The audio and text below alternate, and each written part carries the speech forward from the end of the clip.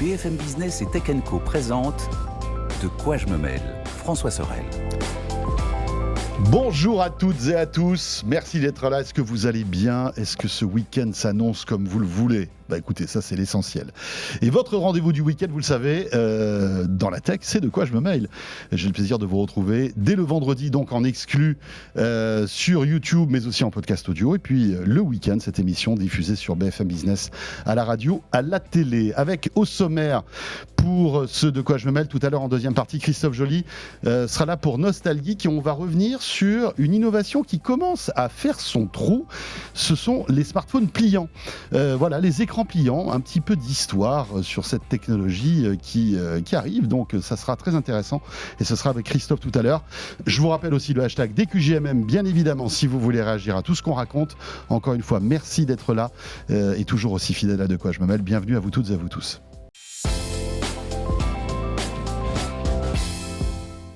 Et évidemment, pour débuter, allez, un bon round-up de l'actualité de la semaine dans le monde de la tech. C'est avec cette semaine Anthony Morel. Salut Anthony. Salut François, salut tout le monde.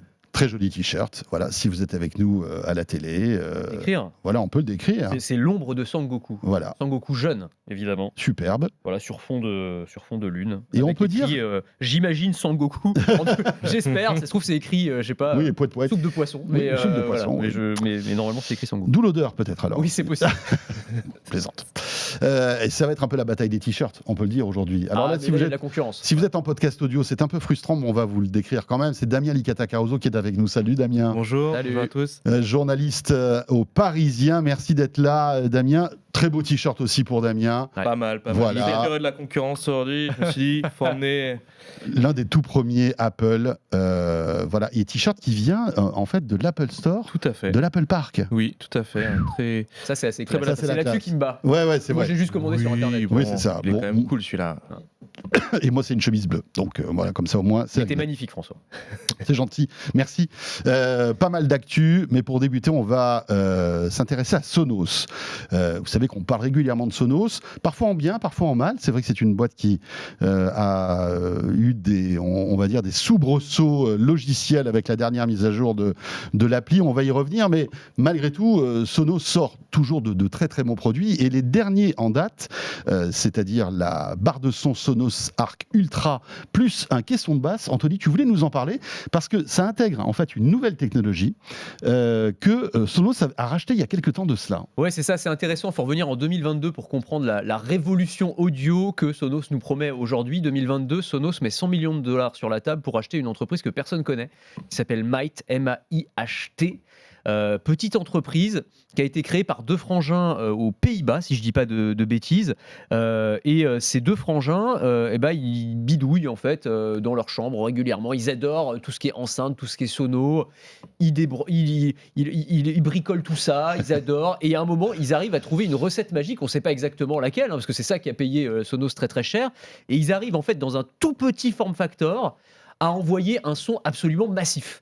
Ils créent en fait avec des basses, avec des woofers en fait de nouvelle génération avec une architecture particulière qui arrive à envoyer du lourd, du très très lourd. Et à tel point, la petite anecdote, alors je sais pas si c'est une légende urbaine, mais c'est que quand ils commencent à pitcher dans la Silicon Valley, ils vont voir des investisseurs, ils leur font des démos, c'est souvent ça, les startups elles présentent leurs produits et les mecs n'y croient pas, ils disent mais c'est pas possible, là vous trichez, vous avez caché un micro ou une enceinte quelque part. Ou un caisson de basse ou quelque chose. De basse, il y a un truc, vous nous cachez quelque chose. Non, pas du tout. C'était la technologie qu'ils avaient mise au point. Donc ça a intéressé évidemment énormément Sonos.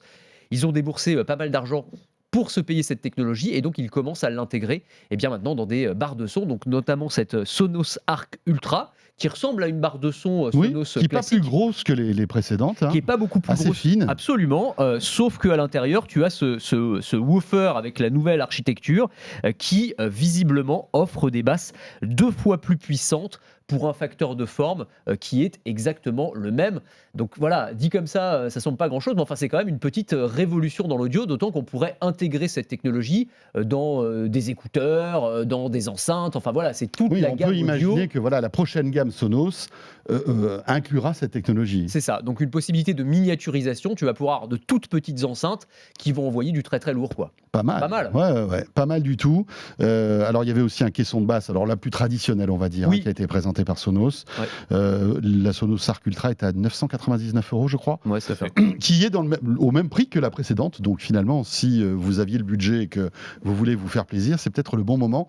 Voilà. Damien, est-ce que tu suis un peu l'actualité Sonos? Oui, bien sûr, il y a eu une année assez agitée pour Sonos avec donc les déboires liés à l'application qui sont en train de régler apparemment. Ouais, avec le mea culpa du CEO. Voilà, Enfin, le CEO a fait. ça ça a été quelle histoire. C'est compliqué effectivement pour eux. Ils ont sorti entre-temps un casque, donc Oui.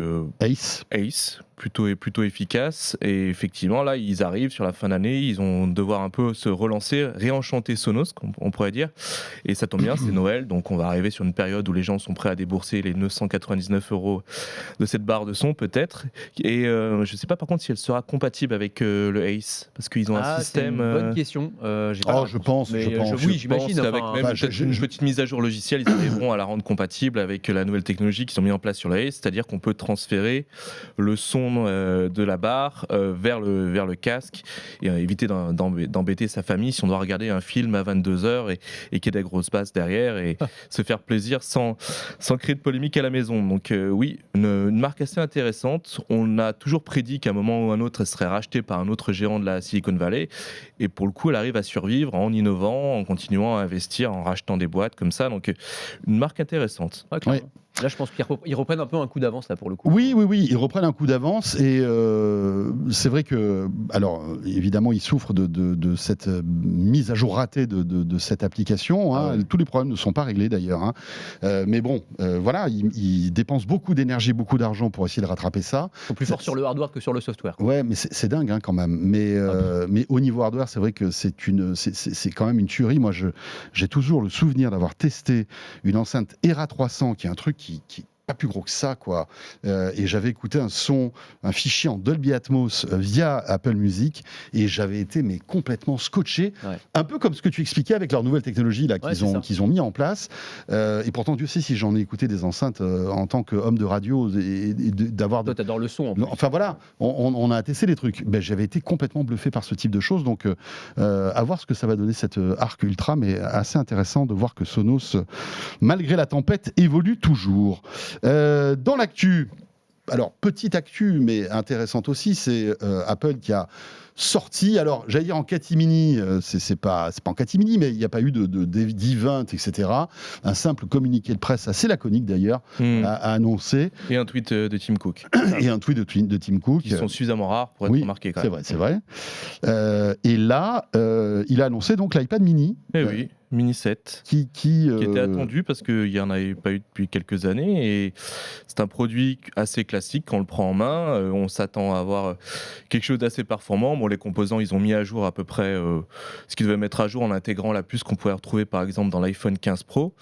Mais ce qui est le plus intéressant, et ce qui devrait l'être en tout cas, c'est le logiciel. On s'attendait à avoir enfin de l'IA dans un iPad mini. Il y en a déjà dans les iPad Pro. Problème, nous sommes en Europe, donc on revient sur le même débat perpétuel depuis à peu près 18 mois. Apple Intelligence n'est pas disponible en Europe parce que Bruxelles a mis quelques contraintes à Apple et il y a une espèce de bras de fer et un poker menteur qui s'est engagé depuis quelques mois. On pensait que ça allait pouvoir être résolu et qu'on aurait peut-être Apple Intelligence dès le printemps 2025. En tout cas, c'est très mal engagé. Surtout qu'il y a d'autres négociations qui vont s'engager parce que le problème pour l'instant, c'est ce qui bloque, c'est le DMA. C'est une directive qui bloque Apple à ce niveau-là. Et ensuite, on va s'engager sur une autre directive qui va être liée à l'intelligence artificielle. Donc, il va y avoir un autre débat qui va s'engager aussi avec Bruxelles et la Californie. Et ça a l'air d'être assez inextricable. Et par ricochet, l'utilisateur européen en tout cas n'aura pas accès à l'IA tout de suite. Ouais. Ça, moi, ça commence à me fatiguer un peu. Non, mais c'est-à-dire qu'on commence vraiment à prendre la mesure des conséquences que vont avoir toutes ces réglementations européennes. Ouais. Sur nos vies et sur la qualité des produits qu'on va avoir en Europe. Et qui engluent l'innovation. Bah en fait, oui, on a des. Enfin voilà, faut être concret. On a aujourd'hui une technologie en mode dégradé en Europe. Tous les produits qui sortent. On parle d'Apple, donc l'iPad, les derniers iPhones, c'est vrai aussi pour les lunettes Meta dont on va parler juste après, c'est vrai aussi pour les dernières versions de ChatGPT. Bien sûr. Eh ben, on a des fonctionnalités qui manquent par rapport à ce que les Américains peuvent avoir. Et ça, c'est quand même problématique. Alors, il ne s'agit pas de dire, ah bah oui, dommage, je ne vais pas pouvoir faire mes emojis personnalisés personnalisé, oui, d'accord. Mais c'est plus global que ça, en fait, le problème. C'est de se dire qu'on est obligé, à cause d'une réglementation que personne n'a demandé, en définitive, et dont on peine pour l'instant à voir les bienfaits, même si j'imagine que ça part de bonnes intentions, mais on commence à en voir les conséquences concrètes, un peu comme pour le RGPD, où à vie, maintenant, on va devoir cocher des cases, oui, j'accepte les cookies, non, je ne veux pas les cookies. Le temps que ça te fait perdre, est-ce que finalement, ce que ça te fait gagner en termes de respect de la vie privée, par rapport à ce que ça te fait perdre tout au long de ta vie en termes de temps, c'est sûr. tu vois, sur la balance, moi à la limite, je préférerais donner plus de data à Facebook, quoi. Tu vois, je m'en fiche un peu. Mais bon, après, avec un peu de recul, peut-être dans 10 ans, on se dira, on a peut-être bien fait de mettre certaines barrières, des garde-fous comme ça, mais effectivement, pour l'instant, c'est extrêmement frustrant et on le voit à chaque lancement de produit, à chaque fois, on renouvelle le débat, on se dit, attendez, mais on décale une fois de plus, pourquoi nous, on n'a pas le droit Bon, il y a quand même un déploiement qui va être très très long sur Apple Intelligence, donc peut-être qu'à un moment, on va trouver un compromis, on va rattraper tout le retard qu'on aura, mais parce que techniquement, Apple Intelligence, ça commence le mois prochain aux États-Unis, ensuite dans les pays anglophones, et peut-être que ça sera dans l'Angleterre et dans le reste du monde, peut-être pas avant mars, donc finalement, on aura peut-être un écart de 6 mois. Après, à la décharge d'Apple, peut-être qu'on peut se dire aussi que finalement la version française d'Apple Intelligence n'est pas prête et ce n'est pas lié en fait à la réglementation européenne. Parce que, tu crois ? Je sais pas. Il y a aussi, je sais pas, mais là visiblement, ça arrive dans quelques jours aux États-Unis, mais ça arrive qu'aux États-Unis. Oui. C'est-à-dire que ça n'arrive pas en Chine, après, ça n'arrive pas au Japon, ça n'arrive pas si tu veux, dans d'autres pays qui ne sont pas sous une réglementation qui est dure. Oui, mais ça va arriver beaucoup plus vite dans les autres pays a priori. On sait pas. Parce que même ils ont annoncé la version en français qui doit arriver dans quelques mois, mais pas pour la France, ce sera pour le Canada. Le Canada, voilà, exactement. Ouais, la Suisse. Ouais. Et on voit très bien qu'il y a quand même des pays qui vont être concernés assez rapidement, et on voit aussi l'état de l'art des LLM et de l'IA. On voit très bien que ça marche en coréen, que ça marche en japonais. Donc je pense que c'est une question de déploiement par étape. Et aussi, il faut penser infrastructure. Est-ce que Apple a les serveurs derrière, parce que ça implique beaucoup d'énergie pour cartographier le monde entier, parce que ça va leur coûter énormément d'argent au début. Ça va être un service qui va être plus ou moins gratuit, mais à la fin, c'est eux qui vont devoir supporter le coût de tout ça. Donc, il vaut mieux le faire de manière par étape, plutôt que d'engranger de la dette comme ça. Oui, puis après, je pense aussi que, alors on a eu l'occasion déjà d'en parler, mais que Apple a aussi une carte à jouer en disant à ses utilisateurs, non, mais vous voyez, l'Europe nous empêche prendre en otage la réglementation, finalement, et prendre en otage les utilisateurs européens. Cette réglementation-là et anticiper la prochaine, parce que l'IA Act va aussi les contraindre. Peut-être que l'IA Act va s'intéresser à comment Apple, Google, Meta ont entraîné leurs modèles, avec quelles données, les données des Européens peut-être, et dans ce cas-là, ils anticipent une potentielle enquête, une potentielle amende aussi, et ils lancent déjà un rapport de force sur la prochaine réglementation. Parce que, en fait, c'est ça que je comprends pas, qui est extrêmement flou, je sais pas ce que vous en pensez, mais quand vous regardez le Samsung S24, qui a toutes les fonctionnalités IA, que ce soit aux États-Unis, ou en Corée ou en Europe, pourquoi Apple est en retard. Et je suis pas persuadé que ce soit lié à Alors, il y a quand même ce discours où on dit pas vraiment que c'est à cause de la réglementation, mais je pense aussi qu'ils sont pas prêts, tout simplement. Ils sont pas prêts. Ils déploient, en fait, comme le dit Damien, avec un calendrier bien précis, parce que je pense que monter en puissance au niveau des serveurs, géographiquement, c'est compliqué. Ils se servent aussi un petit peu de cette excuse-là, mais si tu veux, je pense que réglementairement, ils n'ont pas de problème, parce que à ce moment-là, Samsung aurait exactement les mêmes soucis avec Galaxy AI. Je pense que c'est les deux. C'est-à-dire, je pense qu'ils n'étaient pas prêts, même au niveau global, parce qu'on l'a bien vu déjà. Apple Intelligence devrait déjà être déployé sur les iPhones. Je veux dire, c'était quand même le gros selling point. Ils avaient quand même un retard de 18 mois à l'origine. Donc, non, mais c'est ça. Tu vois, donc ils étaient en retard. Ils disent même 2 ans. Hein. Ils disent même 2 ans. Il n'y a pas de doute sur le fait qu'ils étaient en retard. Ça, il n'y a pas de doute. Mais je pense qu'il y a en plus de ça une spécificité européenne. Alors, est-ce que c'est eux qui se créent un problème ? Moi, j'ai pas réussi à avoir la réponse. Je leur ai demandé plusieurs fois. Ils ont dit, non, on discute avec la commission, mais en fait, on ne sait pas trop si c'est eux qui, de manière préventive, disent, ah non, mais au cas où il se passerait un truc, on va dans un premier temps ne pas se déployer en Europe, ou est-ce qu'ils ont vu un point précis dans la réglementation? Mais moi c'est pareil, le DMA, DSA, je m'y suis un petit peu intéressé, je vois pas ce qui coince précisément, mais comme c'est des textes les textes réglementaires, en fait, ils donnent un cadre global, Ouais, bien sûr. et c'est pas ultra précis. Après, il y a des interprétations. Voilà, c'est ça qui est compliqué L'argument en fait. principal d'Apple, c'est de dire le DMA nous force à ouvrir notre écosystème, à rendre le système interopérable avec d'autres logiciels, notamment d'autres logiciels d'IA. Donc, ça mettrait en péril la sécurité des données de nos utilisateurs, qui est le leitmotiv d'Apple depuis des années. Et donc, il y a un risque pour les utilisateurs européens. On vous protège, nous sommes une barrière de protection. Et l'Europe, finalement, n'est peut-être pas assez loin et elle vous expose à un danger.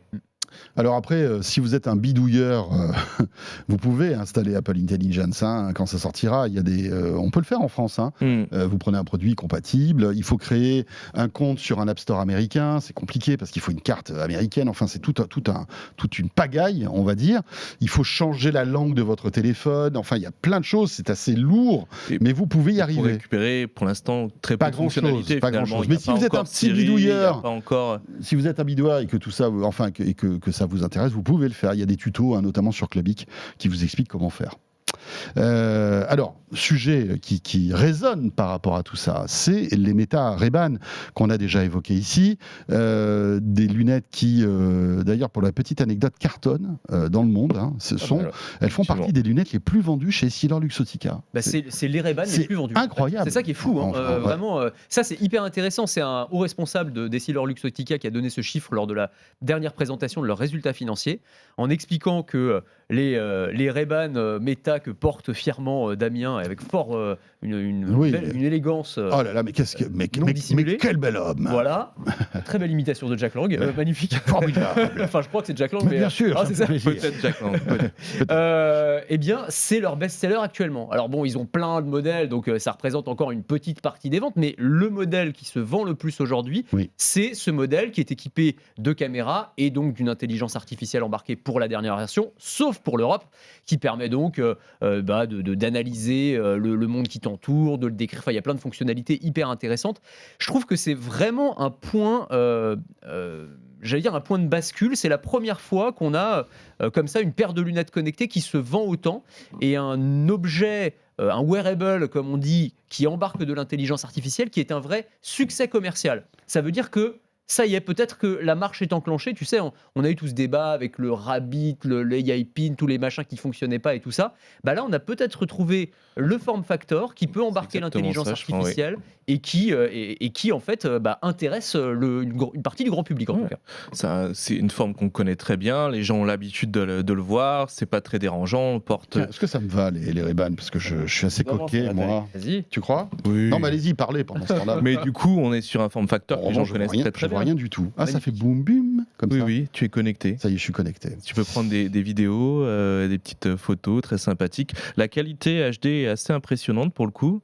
Il y a un peu de stockage, on peut se faire plaisir en filmant notamment 30 minutes on peut changer sur les verres Instagram. En plus, c'est-à-dire qu'on peut mettre n'importe quel verre. Ce sont des verres évolutifs qui ont ce teindre en cas de soleil, mais après on peut le mettre évidemment à sa vue. Donc ils ont quand même pensé, et l'avantage de s'allier avec un gros industriel des lunettes, c'est qu'ils ont réussi à penser à toutes les étapes. Il y a une partie logiciel et hardware qui est intégrée par Meta, mais tout le reste, ils ont pris. Je pense que ça n'a pas marché avec une autre marque que Ray-Ban. En plus, elles sont hyper légères, quoi. Enfin, t'as l'impression que c'est des lunettes. Et c'est le même form factor que les Wayfarer classiques. Donc finalement, les gens, en fait, ils achètent la technologie en plus. Bien sûr. Voilà. Non, mais c'est ça. Tu vois aussi le chemin parcouru par rapport à quand on parlait des Google Glass. Pas la même technologie embarquée, mais en tout cas, il y avait cette idée que les lunettes te faisaient ressembler à un cyborg, que tu pouvais pas les porter réellement dans la rue. Là, tu as l'air d'un être humain tout à fait normal. Tu as l'air d'un être humain. Non, mais tu vois, ce qui est pas mal quand même quand tu te balades dans la rue. Et le poids, tout simplement. Mais oui, bien sûr. Le poids aussi, absolument. Et en fait, je trouve que là, Meta a été très malin parce que la stratégie de Zuckerberg, c'est ça. C'est de dire, on va y aller pas à pas. Google, avec les Google Glass, ils ont voulu faire trop vite, trop fort. Ils ont sorti un truc pour lequel personne n'était prêt. Là, on arrive avec un produit que tout le monde connaît, on ajoute une petite brique technologique de plus, les caméras qui permettent de filmer. L'année d'après, on rajoute une petite brique en plus, l'intelligence artificielle, c'est ce qui vient d'arriver et c'est ce qui explique le succès. Et puis ensuite, on a vu la perspective, c'est les lunettes Orion qui ont été présentées il y a quelques semaines, où là, en plus de tout ça, tu auras des fonctionnalités de réalité augmentée qui permettront d'avoir accès finalement à tout ce que tu as dans ton téléphone. C'est la perspective qui est assez lointaine. Zuckerberg a dit que ça prendrait du temps, ne serait-ce en termes de miniaturisation. Mais voilà, ils veulent nous apprivoiser d'une certaine manière, nous habituer, nous préparer exactement à avoir l'objet connecté central comme étant une paire de lunettes. Voilà, mais c'est malin de le faire de cette manière-là, bien sûr, plutôt que de dire non, c'est cet objet-là et d'avoir un truc qui est trop, trop perturbant quoi pour la grande majorité des gens. Donc ça marche assez bien pour avoir testé les fonctionnalités d'IA qui ne sont pas disponibles en Europe. On les a testées à Londres il y a quelques temps. Alors raconte-nous un petit peu. Donc tu es parti à Londres. Donc parti à Londres chez Meta, leur siège britannique, européen, et du coup on nous a fait tester des différents produits dont celui-là, et effectivement on se retrouve face à un menu dans une langue étrangère et les lunettes vont capter le texte, l'interpréter et nous faire une traduction en temps réel. Il y a très très peu de latence. Génial. Ça pourra aussi marcher, comme il y a des micros, on peut s'imaginer qu'on va échanger avec quelqu'un et il va nous parler dans une langue étrangère, ça nous fait la traduction en temps réel. L'avantage c'est que les micros sont très discrets, placés à l'arrière, et en fait c'est un peu comme la conduction osseuse. Il n'y a que nous qui allons entendre le son qui en sort. Donc c'est assez impressionnant à ce niveau-là. Et là, on voit vraiment le débouché. Et le débouché est très, très, très proche parce qu'on sait que ça peut servir à ça assez rapidement. Ouais. Après, il y a la question aussi de la protection de la vie privée quand même, parce qu'effectivement, tu peux potentiellement filmer n'importe quoi. C'est un des reproches à l'origine, mais maintenant, il y a un vrai une petite lumière. Ouais, mais est-ce que tu la vois en plein jour ? Tu vois, c'est toujours ça, quoi. Je suis pas sûr que tu fasses... Oui, là, on se voit. Là, on la voit. Là, on voit que ça clignote. Là, on voit que ça clignote. Mais tu es dans une journée ensoleillée en pleine rue, est-ce que tu fais attention ? Non, les gens vont pas faire attention. Non, et puis t'as des gars qui vont arriver à hacker le truc. En plus, c'est ça. Enfin, je veux dire, il y a un gars, il enlève la LED et puis c'est réglé. Non, mais c'est un vrai sujet parce que je reviens à l'exemple des Google Glasses, mais vous vous souvenez qu'à l'époque, quand même, il y a des mecs qui se faisaient agresser dans la rue parce qu'ils portaient les Google Glass. Oui, je me souviens. C'est vrai, c'est dingue. On allait les voir, on allait leur casser la figure, leur jeter des pierres. Attends, pourquoi tu me filmes ? Il y a quand même ce risque-là. Alors, c'était il y a 10 ans. Oui, c'est ça. L'époque était un peu différente probablement. Mais enfin, est-ce que les gens vont accepter de se faire filmer comme ça à la volée dans la rue ? C'est pas sûr non plus. Ouais, c'est clair. Bon, en tout cas, ces Meta Ray-Ban sont disponibles en France. Ça coûte dans les 300 €, je crois. Oui. Mais malgré tout, pour l'instant, pas de mise à jour IA. Toujours pas. Encore une fois, en mode dégradé pour nous. Alors, pour le coup, en Europe, elles ont beaucoup moins d'intérêt parce que la première version, donc juste la fonction, je peux prendre des vidéos, streamer en direct sur les réseaux sociaux. Bon, pour les influenceurs, c'est sympa, tu vois, mais franchement, tu les utilises une fois pour montrer aux copains, et après, c'est une fonctionnalité que tu oublies un petit peu, quoi. Moi, je les avais, la première version, je les ai utilisées, je les ai portées l'été, mais je les utilisais comme lunettes de soleil. Je pense que tu vois, les premiers jours, je me suis amusé avec la caméra, après, je m'en suis pas servi. C'est quoi l'autonomie de ce type d'appareil, Damien ? On peut filmer 30 minutes sur les réseaux sociaux Instagram, donc ça doit être dans les peut-être 3 heures. Ce qui est correct. En plus, on a un boîtier de recharge qui est directement dans. Oui, tu peux pas. Donc, si tu les poses, si tu les portes toute la journée, t'as pas assez d'énergie pour pouvoir. Difficilement. Après, ça explique aussi le poids. La batterie est conditionnée par ça. Si je voulais avoir plus d'autonomie, je serais obligé d'augmenter le poids. Logiquement. C'est vrai. Bon, en tout cas, une petite batterie je suis en train de regarder. Oui, voilà, un truc déporté.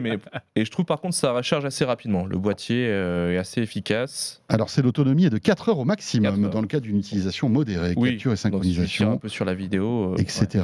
Rapidement à 3 heures. Et l'étui aussi, bien évidemment, qui vous permet de recharger parce que c'est un peu comme les AirPods ou tous ces trucs-là, c'est-à-dire que vous avez une batterie à l'intérieur qui recharge. C'est pas mal. USB-C, assez pratique. C'est quali. Bon, voilà pour ça. Ça, c'est pas mal. On va parler maintenant d'Adobe. Adobe, vous savez, le géant du logiciel de retouche photo, qui doit maintenant composer avec l'IA, parce que s'il ne le fait pas, il va se faire manger par des startups et par des boîtes comme OpenAI, qui allègrement concurrencent en fait Adobe. Adobe, c'est un peu la poule aux œufs d'or, quoi. Clairement. Avec des systèmes d'abonnement, etc., etc. Ils ont pris le virage de l'IA quand même assez tôt, malgré tout. Et là, ils relancent, Anthony, la bataille de l'IA vidéo, c'est-à-dire des vidéos générées par l'intelligence artificielle. Oui, le text to IA qui va être la prochaine grande révolution de l'IA générative, je pense. C'est-à-dire qu'on a eu ChatGPT, la version chatbot, la version je discute en langage naturel, on a mis Midjourney, DALL-E, tous les outils qui permettent de générer de l'image à partir d'un prompt. L'étape d'après, c'est faire de l'image animer, enfin faire des films en fait tout simplement, c'est-à-dire potentiellement transformer n'importe lequel d'entre nous en réalisateur, parce que c'est ça. Alors on avait eu les premières démonstrations de Sora à l'époque, qui avait vraiment, enfin moi c'est le truc qui depuis ChatGPT m'avait le plus bluffé, je pense, en termes de démonstration. Je trouvais ça absolument incroyable. Bon, après Sora, pour l'instant on n'en entend plus parler. C'est exactement ça. Alors pour plein de raisons, visiblement ils mettent un petit peu de temps à arriver sur le marché, parce que déjà ça coûte très très cher visiblement. La génération de films, chaque compte met à rude épreuve un serveur, et du coup ça leur coûte très très cher. Donc en termes de modèle économique, voilà, c'est tout à fait ça, ça leur coûte extrêmement cher. Et puis il y a toutes les questions de droit aussi, parce que ces IA vidéo, elles sont entraînées en siphonnant des vidéos plus ou moins sur YouTube, même s'ils le disent pas, mais c'est quand même un petit peu ça. D'ailleurs, YouTube s'en était un petit peu ému. Donc ça aussi, ça pose problème. Et donc Adobe, eux, ils ont dit, c'est pas grave, nous on y va. Et ils ont sorti leur propre IA vidéo, donc qui s'appelle Firefly Vidéo. Donc Firefly, c'est leurs outils d'intelligence artificielle embarqués notamment dans Photoshop et dans toute leur suite logicielle. Et franchement, les résultats sont dingues. Donc le principe est le même que celui de Sora. Vous écrivez un petit texte, un petit prompt, et vous allez générer une vidéo qui correspond. Vous pouvez lui donner des indications comme un réalisateur de film. Vous pouvez lui dire, alors je veux que tu zoomes sur cette partie-là, oui, refais-moi le même plan, mais plutôt en travelling arrière. Avec une prise de vue au lever du soleil, enfin des trucs. Tu peux aller très loin. Tu peux aller très loin, c'est-à-dire que tu peux demander, je sais pas, un personnage, il est en costume, et tu peux lui dire, non, mets-le-moi plutôt en Bermuda et en tongs, et sur toute la durée de la vidéo, le même personnage va changer de tenue. C'est dingue. Enfin, moi, je reviens pas qu'on arrive à faire ça. Déjà, je trouve ça complètement démentiel en fait. Et vraiment, mais imagine ce que ça va changer dans le monde de la production vidéo. Bien sûr. Incroyable. Ça va être une révolution. C'est bien intégré, parce que on peut créer un effet spécial et ensuite le mettre dans Adobe Premiere. Exactement. Donc on peut créer un feu et l'intégrer dans un plan et faire des économies sur un plateau.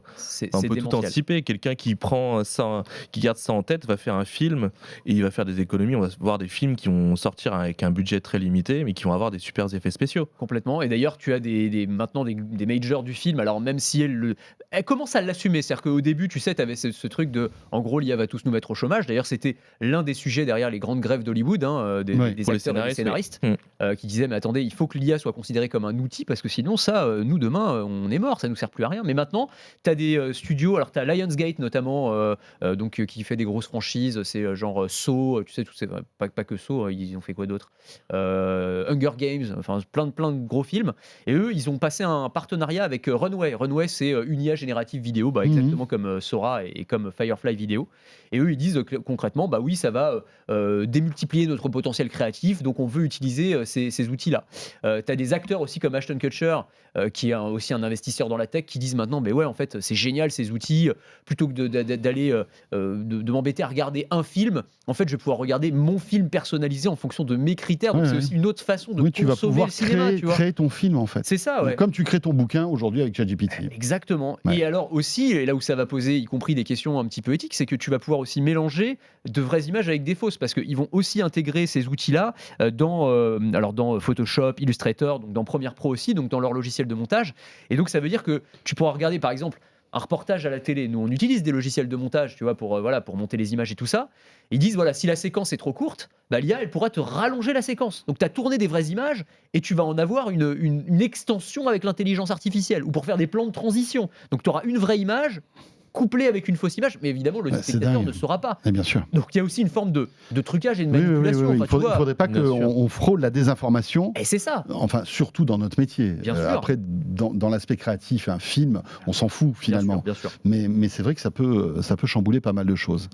Ça va être une vraie révolution. Franchement, l'IA générative de vidéo. Et on en est qu'au tout début. Tout début. C'est ça qui est impressionnant.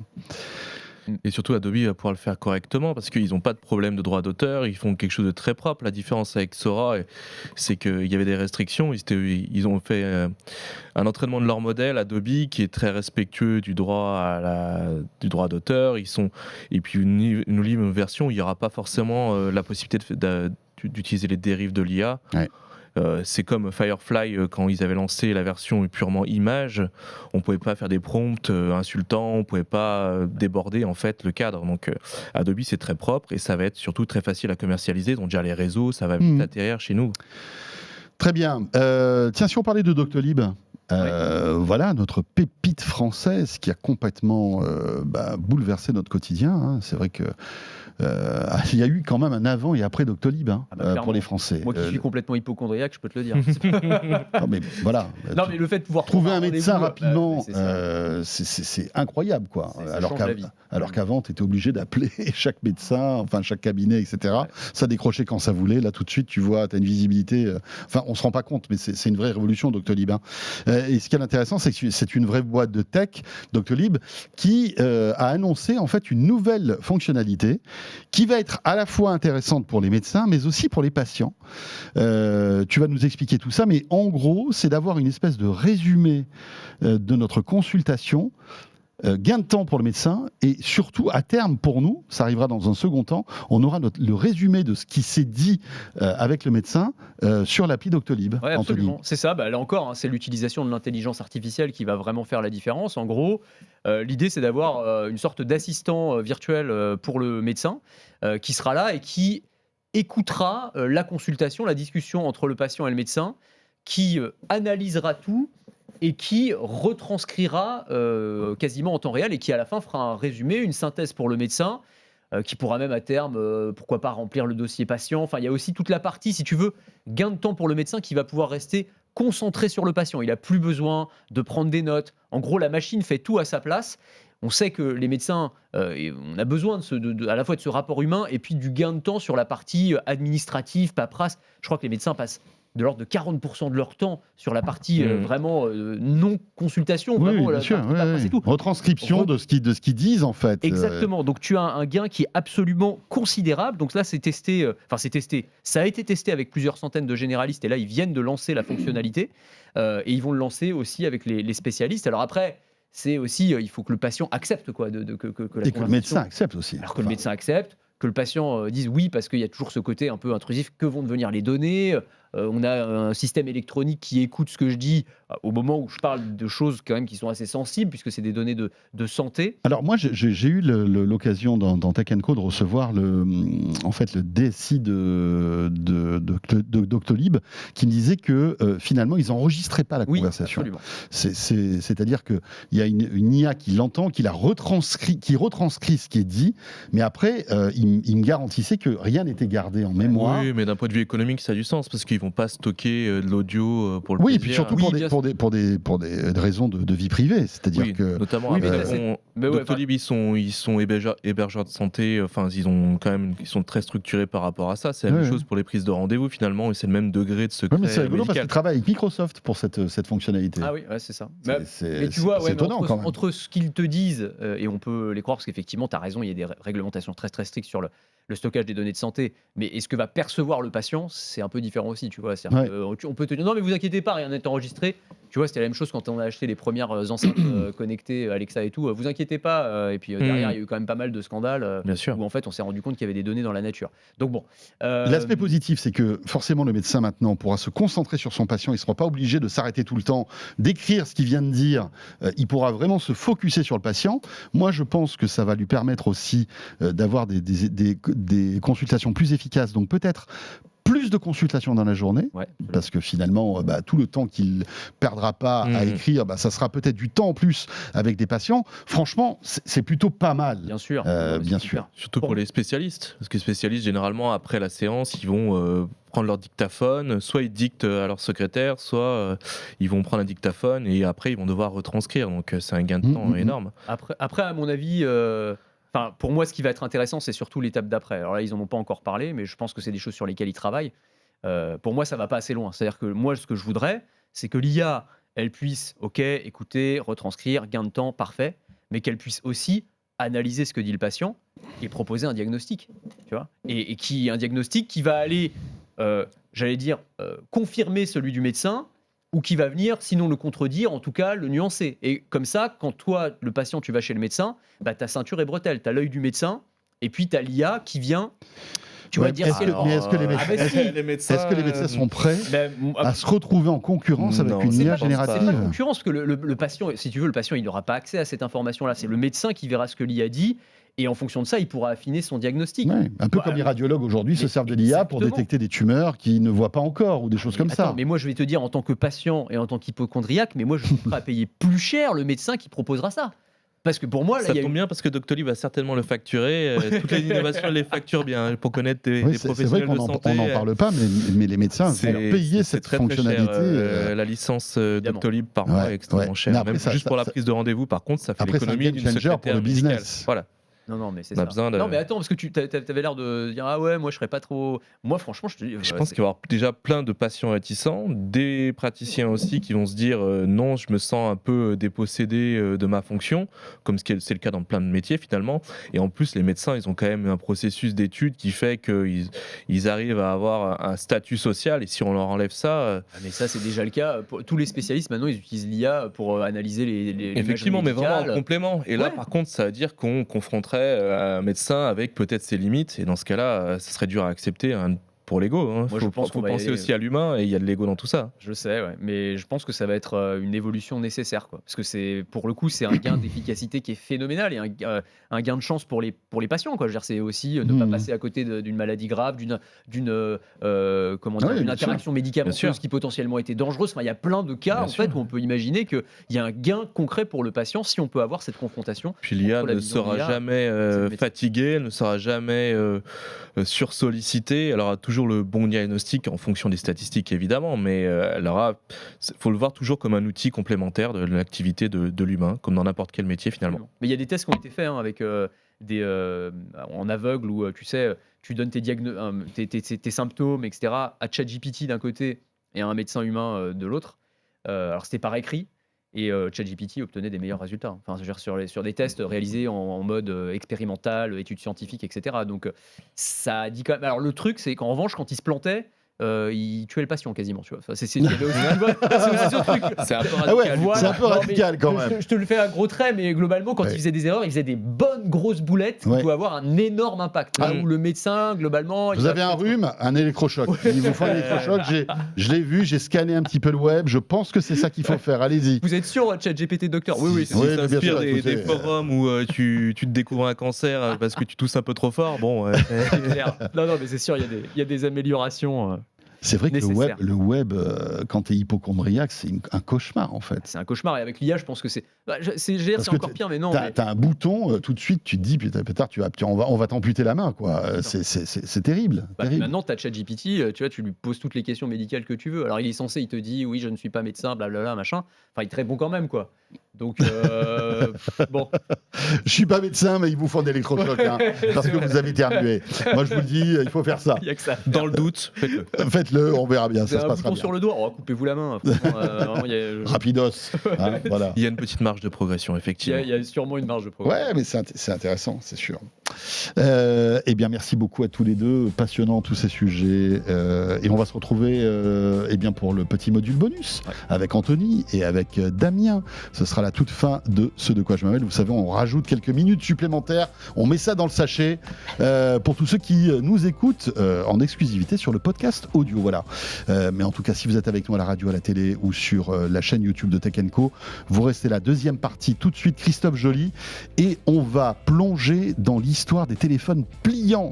Sujet très intéressant. Allez, à tout de suite. De quoi je me mêle sur BFM Business et Tech & Co.